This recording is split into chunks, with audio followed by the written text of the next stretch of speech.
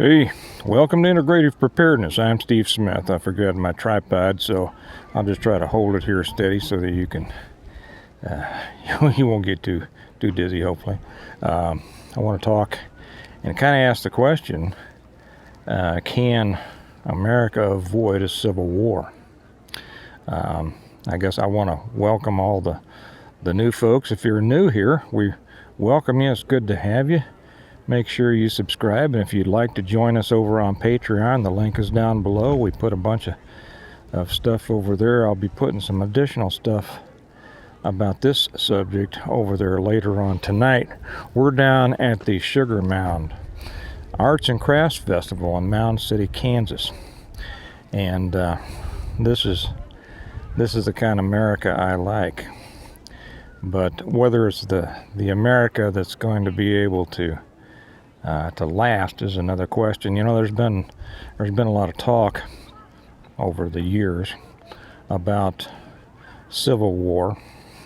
I've explained that last war that so many uninformed people call the Civil War wasn't a civil war, but that doesn't mean that a civil war can't occur. And there's been a lot of people talk about it. There's been people wondering whether there's going to be a civil war or a revolution, what it might take. There's differences between those two, and like I said just a few videos ago, it doesn't mean that you can't have both at the same time, because one might precipitate another. The thing that brings us to mind is the one I talked about yesterday. The situation down in Warsaw, Missouri, where we'll be next weekend. Any of you folks, by the way, if you're around Mound City, Kansas, if you're around on Sunday, we'll still be at our booth down here. So come by and see us. We're in a nice building called the Harvest Basket. Kelly's selling her soaps and T-shirts and all sorts of stuff. It's cool. It's been a great weekend. We're having a good time.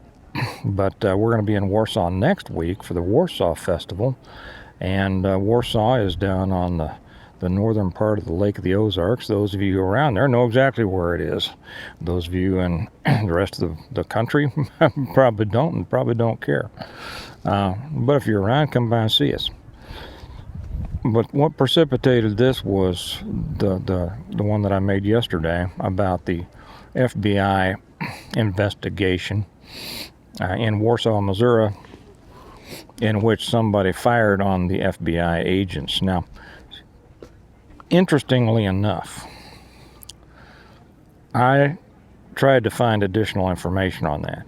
And usually if you have federal agents shot at,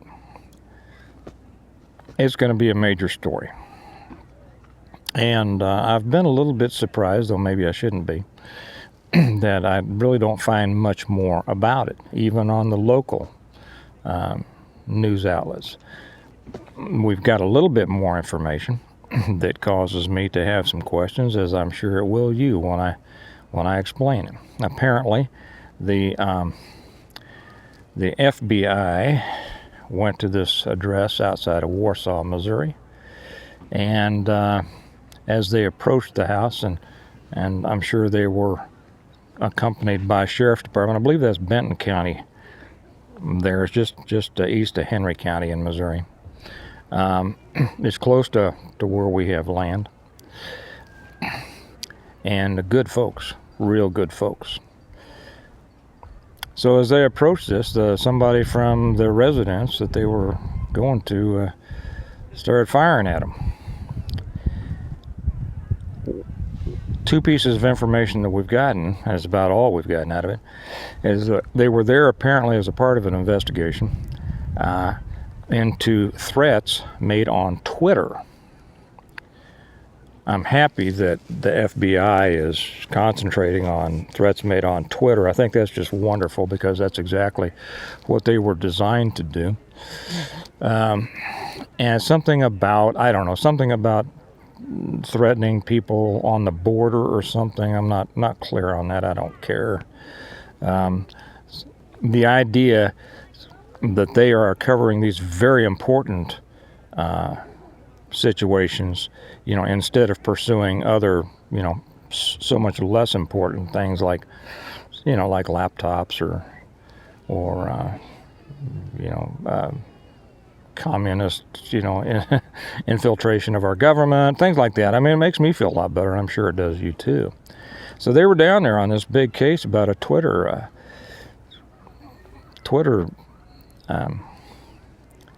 thread, and so they take fire and then they don't return fire. The first report was that 3 people were in custody. Later reports say that 2 people are in custody. And we don't have any more information about this. Does that seem a little odd to you? Some of the comments on yesterday's, a couple of the comments hit right close to what I'm thinking. I wonder who it was that took those shots. I wonder what his affiliation was. I'm surprised they haven't come out and blamed it on so-called white supremacists or something like that, or homegrown you-know-whats, because after all, that's the major threat to our country, right? It's not all the burning and raping and murdering and everything like that happens every week in America. It's this shadowy thing that they never can really seem to find any hard evidence of. But I'm glad that they're out there, and maybe as a result of their Twitter investigation, they'll be able to drum some up. In the absence of drumming up anything real, I wonder if they just kind of manufactured something of their own. I don't know. What do you think? Several other comments made on that yesterday referred to a couple of situations to where the federal apparatus was arresting and indicting, prosecuting some people involved in pro-life activities. And from everything that I've read about those cases, I don't see a single thing that should be a case at all, let alone a federal case. Like the old saying, making a federal case out of it. First off, as I said yesterday, there shouldn't be any federal criminal laws. That's not the purpose of the federal government. That's why we have states. Now, I know that the country has been corrupted. It's not what it was supposed to be. It's not what it was designed to be. But doesn't mean that we shouldn't talk about it, and doesn't mean that we shouldn't try to get it back the way it is. Now, how's that going to happen? There's a number of ways that could happen or not happen. But for those people who say, what's going on just isn't right, I think that the danger here is that the more overreach and the more overstepping, and this is not news to any of you, but I just felt it was time for me to pose this question. As much overreach and as overstepping as we've seen, as much as we have seen the corruption, not even the deep corruption, not the corruption that we used to think was there, that was so deep you just kind of knew it was there, but you couldn't find any evidence. The evidence is in our face. It's been in our face. It's been in the face of the American people. It's been in the face of the media.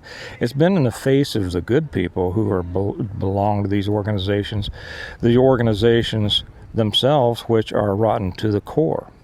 And while we've seen a lot of people in law enforcement, meaning local and state, we've seen a lot of those of the better ones leave because they just can't take the corruption anymore. And the corruption comes, as some of it's local. I'm not going to say that there's not. Anytime you have people involved in politics, which means you have people who want to control other people, you're going to have corruption. There's just no way around it. We are failed beings. We ain't angels. But so much of this now is an institutional corruption that stems from the federal government. A federal government that became bigger than it was ever supposed to be, bigger than it was designed to be, and bigger than is good for the American people and the continuation of this republic. So many of the good ones have left. And for those of you who have left, welcome. I left back in the 80s when I saw how corrupt things were. But more and more are leaving. That means that we have a reduced quality in our law enforcement. Doesn't mean there aren't still some great guys out there. There are, and I feel for them. I feel for you guys who are still on the job, because you're fighting. You're fighting the good fight. You're doing the Lord's work against all sorts of odds, and a society who has grown to hate you just like they did hated us when I was on. You're risking your lives. You're risking your families. You're risking so much. You're risking a lawsuit every time you go out there and do something, not just from the dirtbags you got to deal with, but from your own government, from the federal government. If you look at somebody sideways, you're going to catch yourself a civil rights case from this Department of Justice, who seems to think that it's their business to persecute people who don't want babies to be killed, and want to make sure that nobody hurts anybody's feelings on Twitter. Well, the thing is that with this going the way that it is, more and more people are going to see it who haven't seen it before. A lot of us have seen it, but a lot of people haven't. And remember, it's that big middle ground that we fight for. The far left, the communists, that make up the Democrat Party and the left, they're always going to be that way. The people on you could say the right, it doesn't matter. The freedom-loving people, liberty-loving people, Constitution people. I'm not necessarily a constitutionalist. I think that the Articles of Confederation were much better. I think that the Constitution is what started our slide down. Some people will disagree, and that's okay. We could talk about that for a week, but let's don't. But more people in the middle are going to start seeing these things, and as we see more things like these situations with the pro-life people being arrested, trumped up from everything that I can see, more things like Warsaw, we're going to get more and more flashes. And if we get more flashes like this, like I said yesterday, you can only have so many flashes before you get a fire, and or sparks. These are sparks, and the more you get, the more it's going to continue, because it's going to make more and more people mad, and they're going to be sick of it.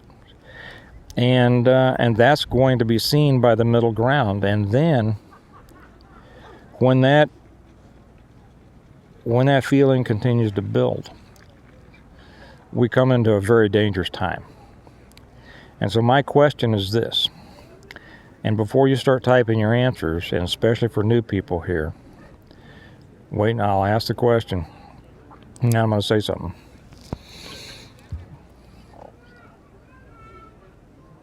Can America avoid a civil war? And I'm not sure it can. I'm not sure at all it can. I know that some people have said we need one, has to have one. I'm staying away from that, because a civil war would be horrible. A revolution would be horrible. That's why we try our best at politics. That the founders set up a system by which we can change our system of government, or we can address grievances. But we can do that under a fair system, in a system where all men are created equal in the eyes of God, or seen as equal, and where they are all equal under the law. And when we get to the point to where people are not equal under the law, then they have thrown the rules out. And when the other side throws the rules out, they can't expect others to feel that those rules should be obeyed. And that's the danger. And that's the point that I think very possibly we're coming to. So for any of those of you who have been with us for a while, that I don't want any calls for any violence. I don't want any calls for anything out of the ordinary, right? Anything, no violence, no anything, because I will remove them. I will. This is a place for thoughtful people to express thoughts, okay? And if you're a thoughtful person and you're an intelligent person, you'll be able to get your point across without resorting to threats. And that's very important. You know, the person who's going to actually do something never threatens. I'll just leave that there. When somebody makes a threat, you know they're either a blowhard or an instigator or something you got to be careful of, and an informant, you know, an agent provocateur who's trying to stir stuff up. We don't allow those here.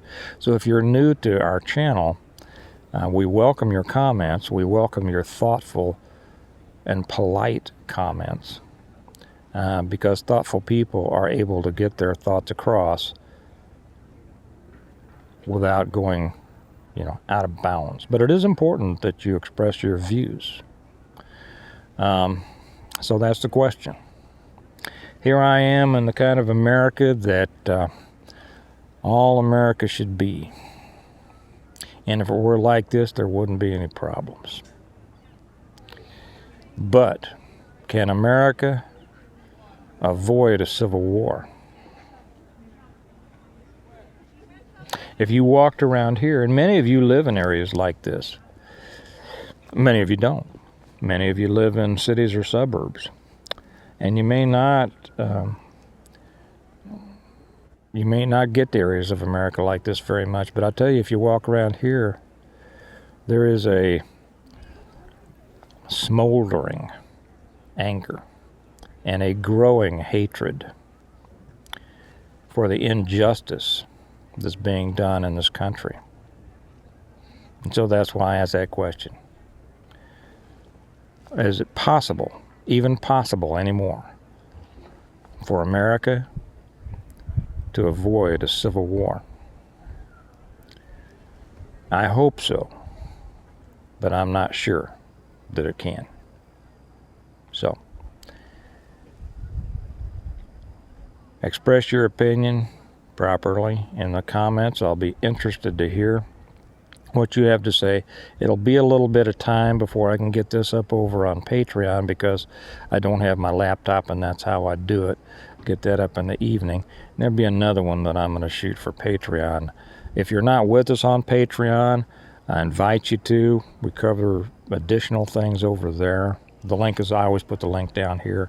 It probably won't be down there for a little while. I'll be putting this up during the day, and then it won't be till this evening that I'll be able to put the links down below. But you can just go to, patreon.com/integrative preparedness, and you'll get to the page. You can join 1 or 2 levels, $1 or $5 a month. The $5 is called the Stonemont level, and it allows you to be in direct contact with me with questions or, you know, comments and things like that. So anyway, give that some thought. I wish that all of America is like what I'm surrounded by right here. Sadly, it's not. But a lot of us want it to be. So, you know, when there's a problem, you have to think about solutions. Remember, we prepare well today in order to live well tomorrow. And a lot of preparation right now is going to be getting ready. And like I said, and I'll do more on this.